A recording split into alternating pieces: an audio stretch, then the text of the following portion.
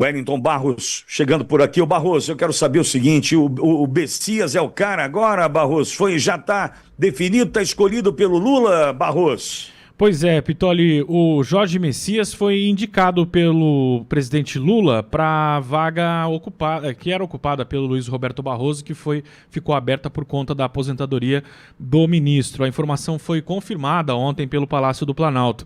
Ele foi indicado para, como eu disse, para a cadeira de Barroso. E o Messias, ele é um advogado-geral da União, uma pessoa muito ligada, muito próxima ao Lula, e tem 45 anos, Pitoli. Ele poderá ficar no Supremo pelos próximos 30 anos, quando completará os 75, que é a idade para aposentadoria compulsória. Para tomar posse, ele precisa passar por uma sabatina na Comissão de Constituição e Justiça do Senado e ter o nome aprovado em votação no colegiado e no plenário da Casa. A data da sabatina ainda será definida. O Jorge Messias está no comando da AGU desde 1º de janeiro de 2023, que foi o início do terceiro mandato do presidente Lula. Ele nasceu no Recife e, inclusive, é procurador concursado da Fazenda Nacional desde 2007. Agora, a grande questão, Pitoli, que fica é como é que vai se comportar o Senado com a indicação do Jorge Messias. O Davi Alcolumbre está bravo. Nós já falamos aqui ao longo das últimas semanas que ele fazia uma campanha forte para que o indicado fosse o Rodrigo Pacheco, senador Rodrigo Pacheco. E aí, na segunda-feira, o Lula conversou com o Pacheco, agradeceu, disse que precisa contar com ele para o governo de Minas Gerais, para ser candidato a governador de Minas Gerais. O Pacheco não gostou, evidentemente, anunciou no mesmo dia que estava se afastando da vida pública, que iria encerrar o seu mandato e não iria disputar nenhum cargo nas eleições do ano que vem. E agora, ao findar da semana, Lula anuncia que Jorge Messias é o indicado dele para ocupar a vaga em aberto no Supremo Tribunal Federal. Bom, aí é o seguinte, né? Tem uma série de questões para a gente comentar. Primeiro, Barros, sabe o que eu vi ontem? Eu vi ontem que o Alcolumbre ficou tão putinho da vida que ele não atendeu ligação ontem. Ele se recusou a atender telefonemas ontem. Olha o nível, olha o nível. O cara é o presidente do Senado, presidente do Congresso, melindrou. O homem que coloca sigilo nas imagens do careca do INSS dentro do Senado, o homem que deve explicações com relação ao dinheiro recebido pelo seu ex-chefe de gabinete nas questões envolvendo CPMI do INSS, o homem que tem o primo, que tem boas histórias para contar, tem aeródromo próprio. Esse homem, Davi Alcolumbre, ontem ficou com chilique, melindrado. Você acha que um cara que ocupa um cargo dessa importância, você acha que um homem desse tem o direito de se melindrar? Pele fina? Meu Deus do céu. Você consegue entender onde a gente está chegando? Olha a dimensão disso. Ele não é um garoto mimado, ou é, né? Acho que, bom, melhor até refazer a frase. Ele parece um garoto mimado, não deveria ser, mas é um garotinho mimadinho. Aquele da birra, sabe aquele garotinho que bate o pezinho no chão? Eu quero. Ontem, o Alcolumbre não atendeu telefonemas porque ficou putinho com a indicação do Lula. Meu Deus do céu. Se eu tivesse numa mesa de bar, o que eu falaria agora? É mesmo, a gente tem um presidente do Senado, um presidente do Congresso, que não aceitou a indicação do Lula. A indicação eu vou falar já, mas vamos lá. Vamos partir do Alcolumbre. Porque ele queria o Pacheco. Meu Deus do céu. Aí ele não atende telefonema. Imagina como ele lidar com um homem desse no dia a dia. Imagine você como é lidar com o Alcolumbre no dia a dia. Se a coisa não sai do jeito que ele quer, ele fica putinho e não atende telefone. Puta, que coisa ridícula, meu. Veja, não estou falando do garoto lá, que a mãe negou o Danone no supermercado, ele fez birrinha, deitou no chão, deu murrinho no chão. Eu estou falando do presidente do Congresso. Como é que o presidente do Congresso se melindra ao ponto de ter um chilique e não atender telefonema? Pro inferno. Alcolumbre, vira homem, amigo. Vira homem e libera o sigilo das imagens do careca do INSS. Mas é homem, né? Não é homem, mais ou menos homem, né? Vira homem. Vira homem. Libera as imagens do careca. Pede pro teu ex-assessor contar de onde recebeu aquela puta grana. E o primão? Como é que tá o primão? Tá bom? Vira homem. Por quê? O presidente do Congresso do Brasil, Congresso Nacional, o cara não atender telefone porque ficou putinho da vida? Meu Deus do céu. Meu Deus do céu. Ó, na Bela Vista, de onde eu sou, em Bauru, era cacete. A birrinha é cacete. Minha mãe, sentada.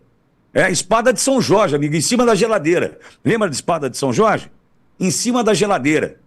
O pau cantava. A Havaiana voava longe, fazia curva. Faltou reio, provavelmente, para esse homem aí na adolescência, né? na infância e na adolescência. Faltou reio. Meu Deus do céu. É inacreditável. Eu tenho que te contar aqui que ontem o Alcolumbre decidiu não atender telefone porque ficou putinho. Olha com quem a gente está lidando, meu. Pelo amor de Deus. Agora, Bessias, vamos lá. O que venceu foi a lealdade, né? Vamos ser justo aqui. O que venceu foi a lealdade. O cara, ele suportou ser o garoto de recados da Dilma e do Lula naquele momento de Lava Jato, efervescente Lava Jato. E o que foi premiado ontem, coroado ontem, né, foi o ato, a lealdade do Bessias. Isso a gente precisa destacar.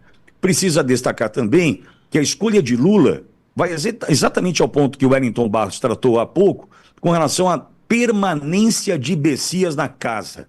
Se nada acontecer, se nenhuma lei ou regra, né, se nada mudar, ele ficará por 30 anos defendendo quem e o que no Supremo Tribunal Federal? A Constituição? Não, óbvio que não. Ele defenderá o que, o Bessias? Defenderá Lula, Dilma, porque antes do partido tem os personagens, né? Ele foi leal a quem? Ao PT ou ele foi leal a Dilma? Ele foi leal ao Lula? Já entendeu?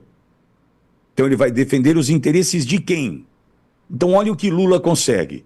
Ele consegue, com menos de 3 anos de governo, 3 indicações. Quando indica Dino, eu não consigo enxergar no Dino nada que passe perto da lealdade.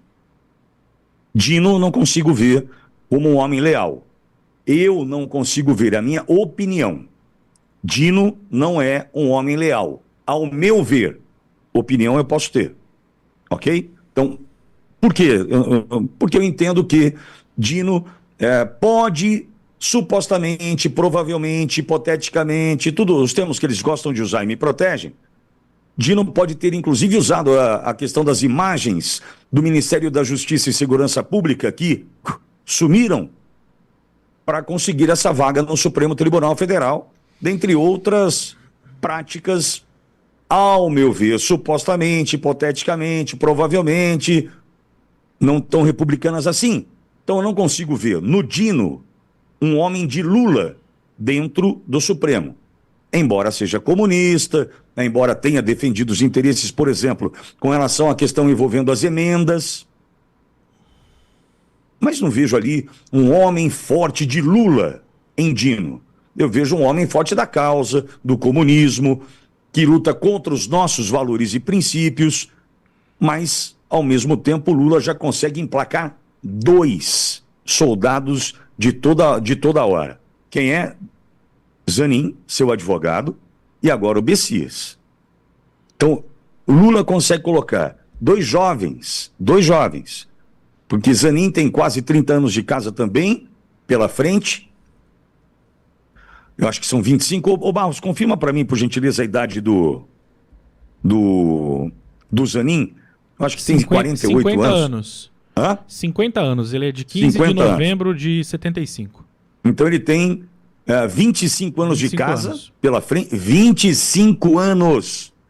Enquanto Bessias terá 30 anos. Ou seja, são 2 votos pró-Lula, custe o que custar, doa quem doer, dane-se os valores, dane-se os princípios, dane-se a Constituição.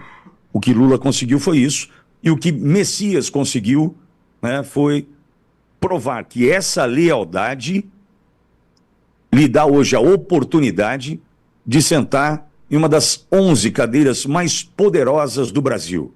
Mais poderosas as cadeiras dos ministros do que a cadeira do presidente da República.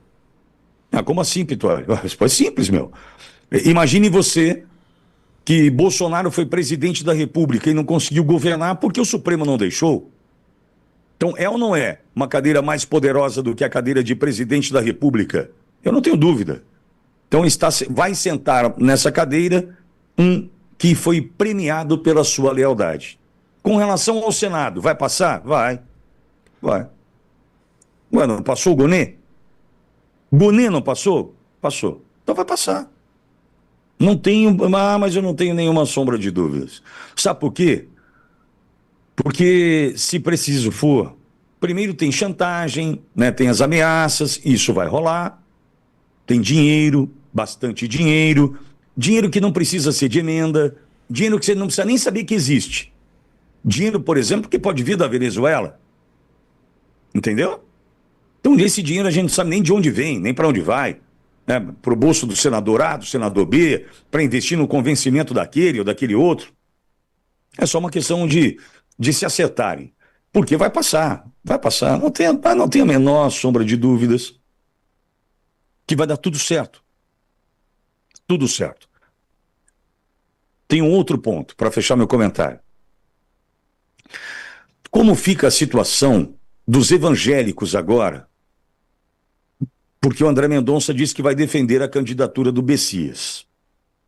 Mas, para mim, eu não tenho nenhum problema em dizer o Messias é um evangélico de Araque. Isso é uma puta de uma mentira, ser evangélico.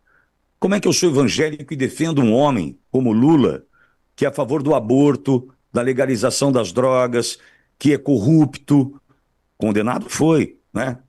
Por corrupção e lavagem de dinheiro. Destruiu o futuro de crianças, né? O futuro dos idosos que precisavam de assistência médica no Brasil via SUS, né? Desviando dinheiro e mais dinheiro e muito dinheiro. Como é que eu vou dizer que eu sou evangélico se eu compacto com tudo isso? Precisa ter honestidade aí. E o Messias me dizer que ele é evangélico, para mim é evangélico de Araque. Isso é mentira. Isso é mentira. Não, mas eu vou à igreja. Isso não muda nada. O que determina são as atitudes. Ir à igreja não muda nada.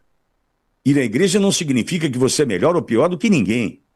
O que determina quem é você e a sua cristandade, o que você traz de amor dentro do coração, são as suas atitudes.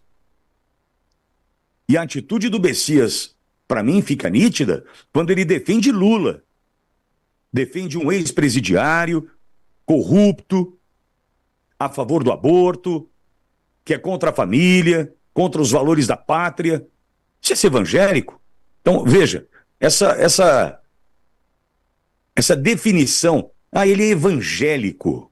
Amigo, a gente tem que parar de acreditar nessas coisas, achando, não, ele vai defender. Defender, ele defende o Lula. Por isso que chegou onde está chegando agora.